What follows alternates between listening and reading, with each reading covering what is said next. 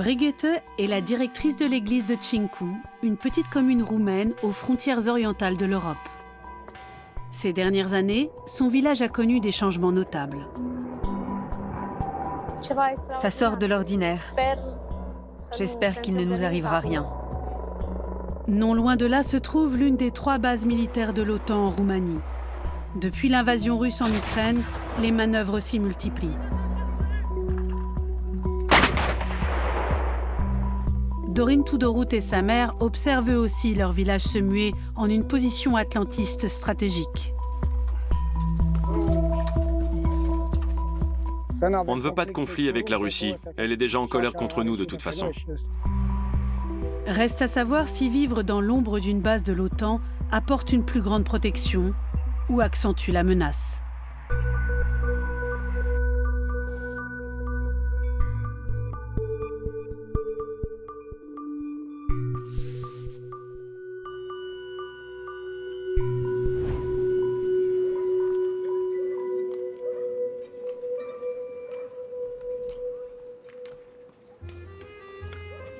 Cinku est située dans un cadre idyllique au pied des Carpates. La région, où vécurent durant des siècles les Saxons de Transylvanie de langue allemande, est aujourd'hui principalement peuplée de Roumains. Depuis l'offensive de la Russie en Ukraine, le village est devenu une position militaire importante sur le flanc est de l'OTAN.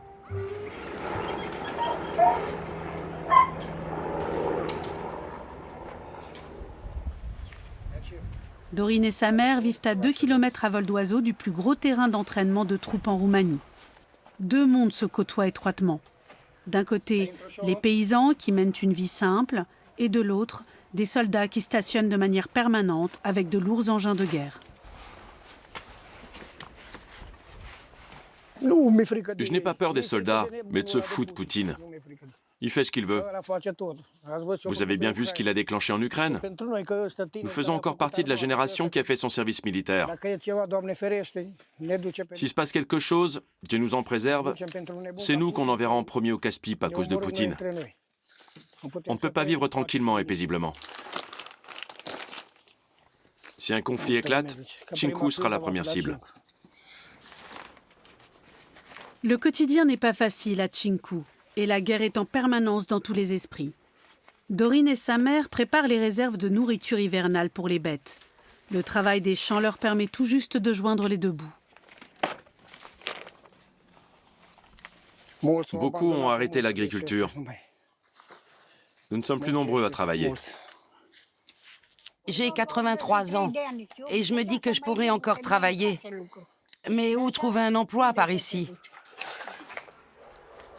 De nombreux habitants ont quitté le village pour aller trouver du travail en Europe de l'Ouest.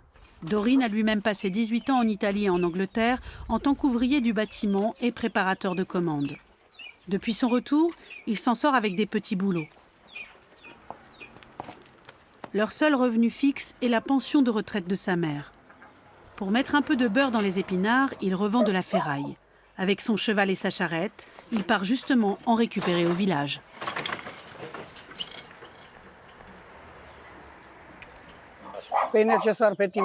En hiver, c'est indispensable quand on n'a pas d'argent, histoire de gagner quelques sous pour s'acheter du pain, par exemple. Il se rend chez Kostika Bogian, à l'autre bout du village. Cinku compte 1300 âmes. À 2 pas de là, environ autant de soldats, 1 millier, stationnent sur la base de l'OTAN. Mais il entre rarement en contact avec les habitants du coin. Ils changent tous les 3 ou 6 mois. Ils sont sympas, ils ne dérangent personne. Parfois, ils nous aident même.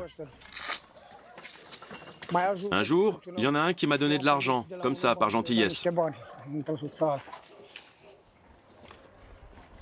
Le trajet est long en charrette jusque chez Kostika. Lui aussi est en plein préparatif pour l'hiver.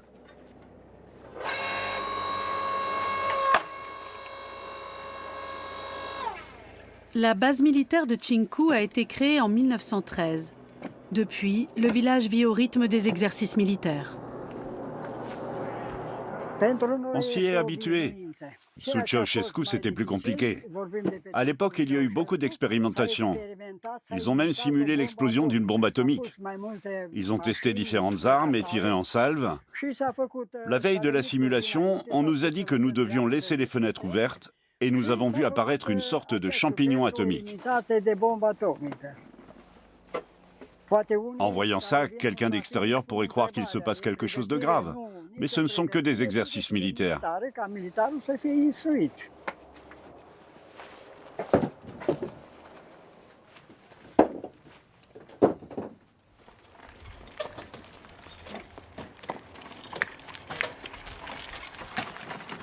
Dorine arrive à destination. Kostika lui a promis de longue date une grosse quantité de ferraille. Quand Dorine en aura récupéré suffisamment, il se rendra au point de collecte situé dans la ville la plus proche, à une trentaine de kilomètres. Un trajet qui lui prendra une dizaine d'heures par les petites routes. 1 kilo de fer massif lui rapporte 20 centimes. Ce vieux chaudron que lui donne Kostika va lui rapporter gros. Pourquoi laisser toute cette vieille ferraille se perdre? C'est un minerai difficile à extraire des mines et qu'il faut encore transformer ensuite. Alors que là, on peut le mettre directement dans le fourneau pour le fondre. Prends soin de toi et merci. Le site de collecte. Ce qu'il ignore, c'est que certaines routes ont été barrées. Un exercice de l'OTAN est sur le point de débuter. Chinku accueille plus d'engins de guerre que jamais. La manœuvre internationale est sous le commandement de l'armée française.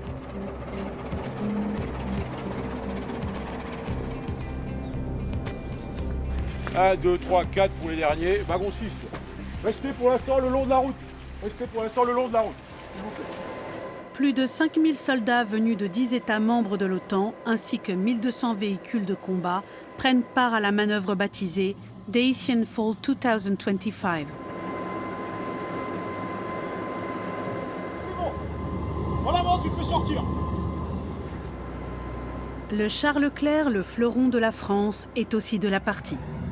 Il ne nécessite que 3 membres d'équipage et est réputé pour être particulièrement maniable et rapide. Idéal en combat tactique, il coûte 10 millions d'euros à l'unité. À un jet de pierre du clocher de l'église de Chinku, le général Maxime Dautran procède à une inspection technique. C'est lui qui dirige la 7e brigade blindée de l'armée française. Cette manœuvre de 25 jours est sous ses ordres. Le premier message, c'est montrer notre solidarité stratégique. Montrer qu'en très peu de temps, en temps contraint, puisque ce qui nous demandait c'est en moins de 10 jours, donc d'être réactif et agile et monter du niveau bataillon au niveau brigade. Donc montrer notre solidarité stratégique, ça veut dire tout de suite être présent auprès de nos alliés roumains et de l'OTAN. Bien sûr, c'est aussi une démonstration de nos capacités face à un ennemi russe qui pourrait menacer tout le flanc Est. Donc c'est montrer notre capacité en 10 jours d'emblée de pouvoir faire face à une menace très rapide et assez forte. Depuis l'invasion russe en Ukraine, les alliés de l'OTAN multiplient les entraînements militaires conjoints avec leurs partenaires en Europe de l'Est. Les exercices de combat démarreront une fois que toutes les troupes seront arrivées. Pour l'heure, la seule chose que l'on entend est le bruit de la meuleuse de Kostika. Ce Roumain d'origine restaure la clé médiévale de l'église des Saxons de Transylvanie, dont descend sa femme. Après le départ de la plupart des Allemands, c'est lui qui a pris soin de leur église. Quand on a des visiteurs de la base qui viennent nous voir, ils plaisantent souvent en disant que ma clé est aussi vieille que l'Amérique. Sauf que depuis, l'Amérique a marché sur la Lune. Maclé, elle, regarde encore la lune par le trou de la serrure les soirs où elle est pleine. C'est toujours une explosion de bonne humeur, on plaisante et on rit. Voilà comment on accueille nos visiteurs en les saluant de la main. Quand il n'y a pas d'exercice, on tend attentivement l'oreille parce que le silence est total. Et alors, on aimerait bien les entendre à nouveau. Brigitte, sa fille, prépare le déjeuner. Les schnitzels, des escalopes en plat principal. Depuis quelques années, elle s'occupe de l'héritage saxon du village et a succédé à son père au poste de directrice de l'église. Kostika et sa femme ont donné à leurs enfants des prénoms allemands en mémoire de leurs racines. Mais plus personne ne parle allemand dans la famille.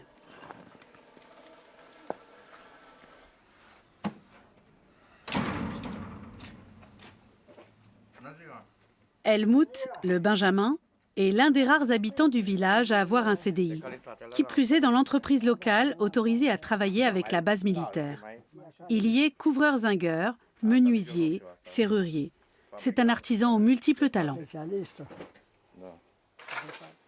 T'as un petit truc pour moi? J'aime bien la soupe. De la soupe au poulet avec des nouilles, des pois et des carottes. Helmut est de bonne humeur. Il vient d'apprendre que l'entreprise pourrait prolonger de 3 ans son contrat avec la base militaire.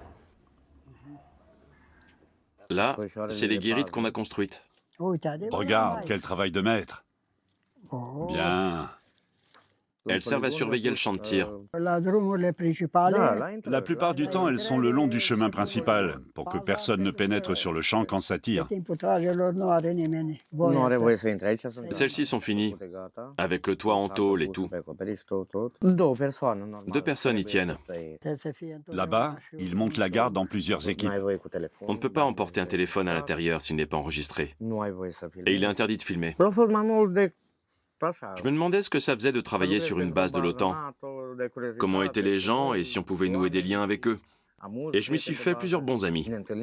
On se retrouve parfois pour boire un café quand ils sont en permission. La pause déjeuner est vite passée.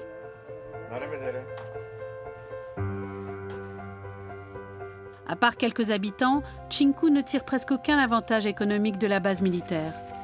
Comme de nombreux autres villages de Transylvanie, la bourgade périclite, malgré la forte présence voisine de l'OTAN. On était tous dans une seule classe parce qu'on n'était pas beaucoup de Saxons. Il y avait 2 niveaux dans une salle. L'école professionnelle est maintenant fermée. C'est une ruine. Elle va bientôt être restaurée. Ici, c'était la poste. Et je l'ai connue, mais elle est fermée maintenant. Elle n'existe plus. Là derrière, c'était le cinéma. Il y avait aussi une boutique de vêtements. Et là-bas, où il y a aujourd'hui un bar, se trouvait le négoce de métal. L'Army Pub a été ouvert par un employé de l'armée. Il y a un téléviseur sur la terrasse. Les soldats viennent souvent voir les matchs de foot. Au cours des dernières décennies, Chinku a perdu la moitié de sa population, contrairement à la base de l'OTAN qui, elle, n'a cessé de croître depuis le début de la guerre en Ukraine. En cas d'urgence, jusqu'à 5000 militaires peuvent stationner ici, soit autant que le nombre de participants à cette manœuvre.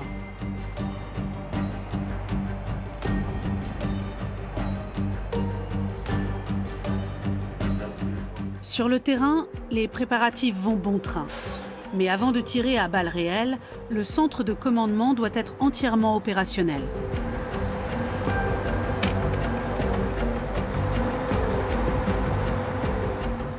Les commandants ont besoin de télécommunications. Une fois camouflé, le quartier général constituera le cerveau de l'exercice. C'est d'ici qu'ils dirigeront la manœuvre. Allez, on avance, on avance. Ah ouais, là. 8 obusiers César sont également utilisés. Ces canons ont une portée de plus de 40 km et une capacité de 6 tirs par minute.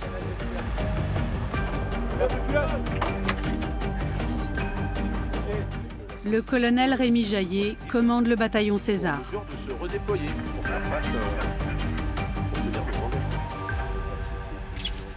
tous les camps de manœuvre ne permettent pas de tirer avec ce type de pièces d'artillerie qui est avec plusieurs kilomètres, avec des gabarits de sécurité. Le camp de Tchinku le fait.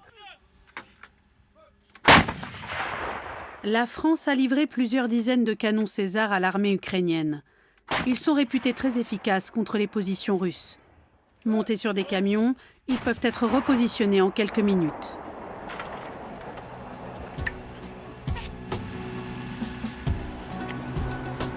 Sur le terrain d'entraînement, les techniques de guerre les plus modernes côtoient la tradition bergère séculaire. Johan et ses moutons doivent vivre avec.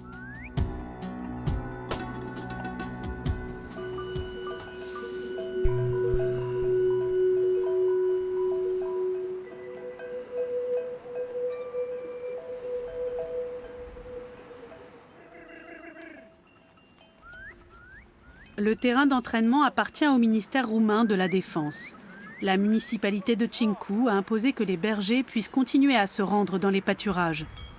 C'est également un avantage pour les militaires, car cela évite que cette immense zone ne soit envahie par la végétation. Quand il y a des exercices de tir, nous, les éleveurs autorisés à faire paître nos bêtes sur les terres du ministère de la Défense, nous en sommes informés. Ils nous appellent toujours 1 ou 2 jours avant. Attention, demain à 9 h, nous allons commencer à tirer jusqu'à telle date. Ne pénétrez pas sur l'aire de tir. Vous ne pouvez aller que de tel endroit à tel autre. Si on décidait de nous refuser définitivement l'accès, ce serait un gros problème pour nous. Ioan Suciu est l'un des rares bergers à continuer d'élever des moutons dans la région. Autrefois, il en possédait 1 millier. Aujourd'hui, il n'en a plus que 540. Il ne trouve pas de collègues aptes à partager la charge et doit tout faire lui-même. Un travail à temps plein qui n'est plus rentable. On est les derniers des Mohicans. Plus personne ne prendra la relève. À une époque, la Roumanie était le 2e producteur de viande d'agneau en Europe. Maintenant, on achète l'agneau et le mouton en Nouvelle-Zélande, en Grèce ou dans d'autres pays de l'Union européenne. On ne peut plus rien vendre. Depuis des années, on jette la laine à la rivière parce que personne n'en veut. Ioan est rarement à Tchinku avec sa femme et leurs 2 filles. Il ne veut pas qu'elles suivent les traces de leur père. Mais ce qu'il redoute le plus, c'est qu'elle décide un jour d'émigrer.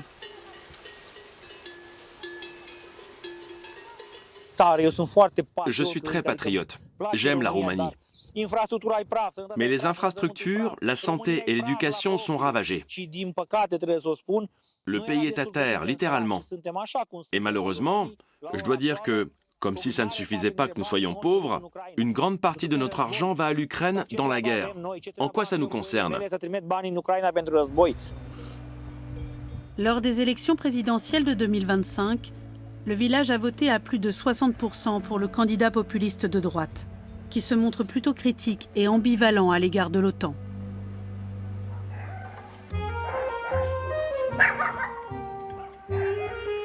Le lendemain matin, Dorin a repoussé son déplacement à cause de la manœuvre. Avec sa mère, il se rend au champ de maïs pour ramasser les derniers restes de la récolte. Chaque épi compte.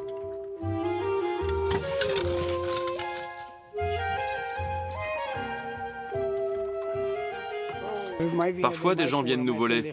Des tziganes aussi. Il faut être vigilant, l'héros de la nuit. Pour l'heure, leur principale inquiétude est de savoir s'ils auront suffisamment de fourrage pour leurs bêtes. Qui sait ce que l'hiver leur réserve? Et l'omniprésence militaire n'est pas pour les rassurer. S'il se passe quelque chose, comme j'ai fait mon service militaire, ils m'enverront directement sur le front. Mais quelqu'un qui n'a jamais été à l'armée, lui, mourra en premier. Nous, on sait encore comment se cacher et se protéger. Alors que les jeunes, eux, même avec une arme à la main, ils seraient capables de se tirer dessus. J'ai peur uniquement pour ma mère. Je ne sais pas si au retour je la retrouverai morte ou vivante. Si je retrouverai qui que ce soit.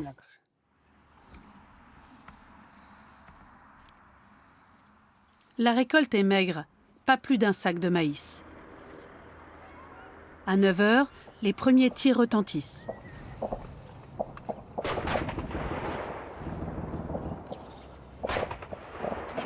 Brigitte se met en route. Des touristes viennent visiter l'église.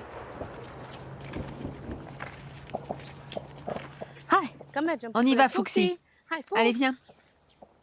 Depuis 2022, un bataillon multinational de l'OTAN s'entraîne à Chinku.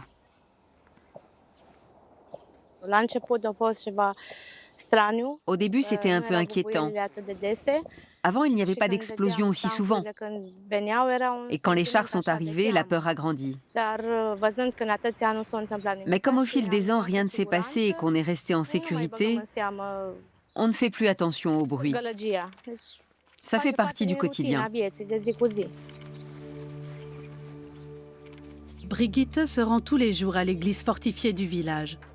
Construite au XIIIe siècle par les Saxons, elle servait de défense contre les Tartares et les Ottomans. Les fidèles ne sont qu'une poignée et les offices sont rares. Un pasteur vient seulement toutes les 3 semaines.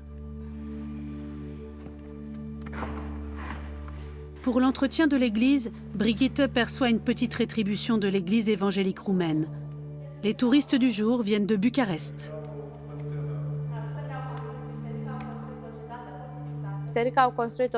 Quand ils ont construit l'église, ils ont érigé un château fort avec un double mur défensif, des tours de tir, un tunnel d'évasion et une fontaine pour avoir de l'eau et survivre.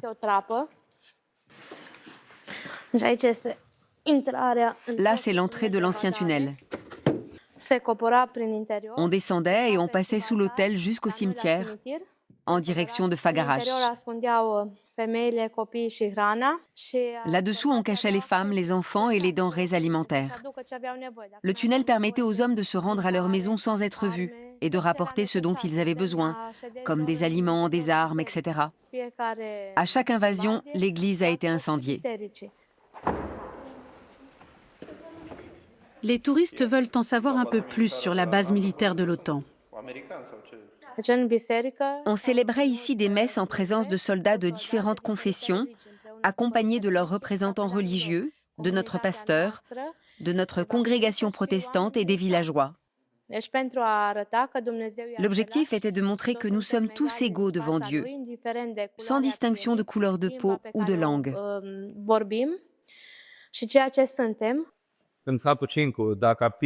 Ça ne me poserait pas de problème de vivre à Chinku, parce que la proximité d'une base de l'OTAN apporte aussi une plus grande sécurité. Au revoir et encore bonnes vacances. Il est bientôt l'heure de sonner les cloches. Pour y accéder, il faut monter sous le toit du clocher, à 50 mètres de hauteur.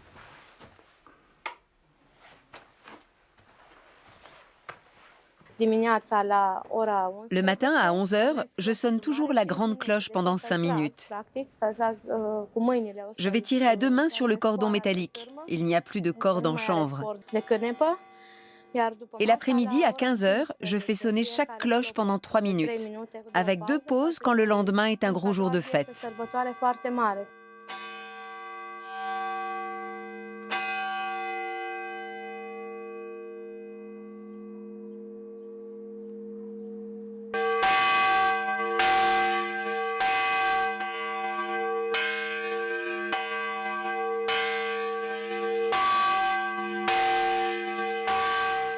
La grande cloche date de 1512.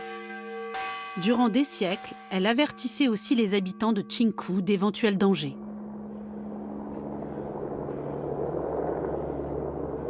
Après les coups de canon du matin, place aux hélicoptères de combat. Ça sort de l'ordinaire. Ils ont toujours veillé à ce que les exercices perturbent le moins possible la vie du village. J'espère qu'il ne nous arrivera rien. Je ne veux pas croire qu'une guerre se profile. J'ose penser que nous sommes en sécurité.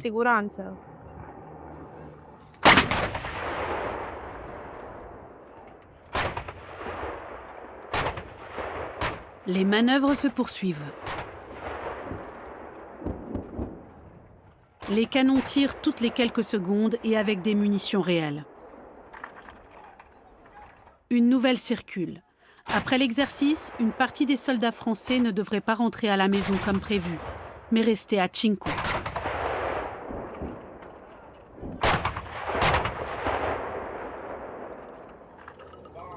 Au village, la vie suit son cours.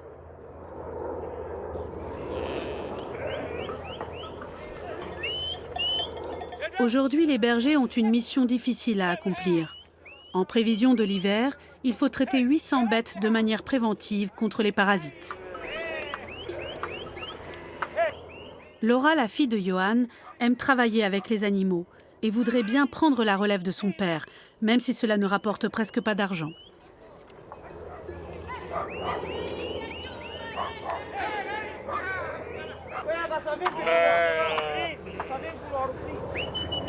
Il faut doser le désinfectant pour qu'il soit efficace et sans mettre la vie des moutons en danger.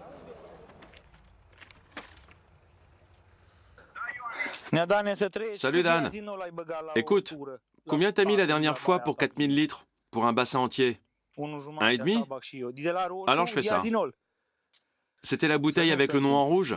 Oui, j'espère que c'est ça et qu'il n'arrivera rien. Dieu nous vienne en aide, merci. Des collègues ont eu des problèmes. Pas mal de moutons sont morts à cause d'un mauvais dosage, entre 50 et 150 d'un coup. Viens faire prendre un bain à tes moutons s'ils sont déjà là. Tu veux que les miens meurent en premier? Mince, tu m'as démasqué. Oui, fais d'abord entrer les tiens. Lesquels tu aimes le moins? Si la dose est trop élevée, les moutons montreront les premiers symptômes dans les 24 heures.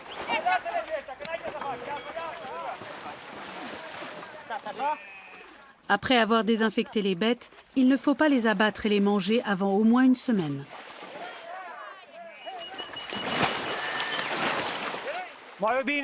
Lave-les bien.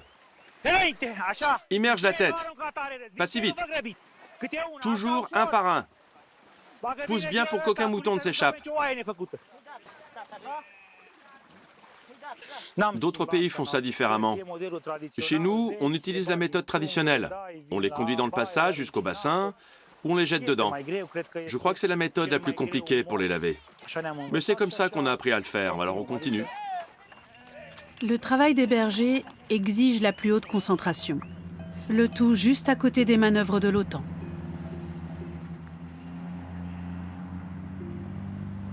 D'un côté, on se dit que si un conflit se déclenche, on n'est pas au meilleur endroit. On est exposé à cause de la base. De l'autre, c'est bien que les militaires soient là. Peut-être qu'ils nous protègent. On est un peu pris entre les deux. Mais je ne commande pas ça. Mon avis ne compte pas de toute façon. La procédure de désinfection dure toute la journée.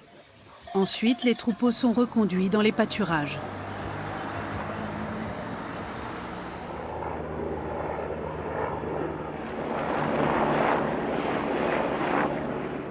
Tandis que les soldats de l'OTAN s'entraînent, Helmut fait les vendanges. Un habitant du village s'est adressé à l'entreprise pour laquelle il travaille. De toute manière, il n'y a rien à faire à la base en ce moment. Aujourd'hui, on n'a aucun rendez-vous là-bas. Et quand l'entreprise est contactée pour autre chose, on nous envoie là où il y a encore du travail, pour faire les vendanges ou toutes sortes de bricoles à domicile. Ça n'intéresse plus les enfants comme avant. Les jeunes d'aujourd'hui ne veulent plus travailler. Mais c'est nécessaire parce que ce serait dommage que les raisins arrivent et qu'ils restent accrochés au cep, non? Le soir, Chinku retrouve le calme. Les exercices de nuit sont prévus à un autre moment. Malgré la manœuvre, certains soldats sont en permission et font un petit tour au bistrot du village.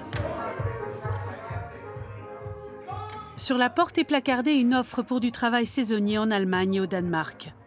De plus en plus d'habitants quittent le village quand de plus en plus de soldats et de chars y arrivent.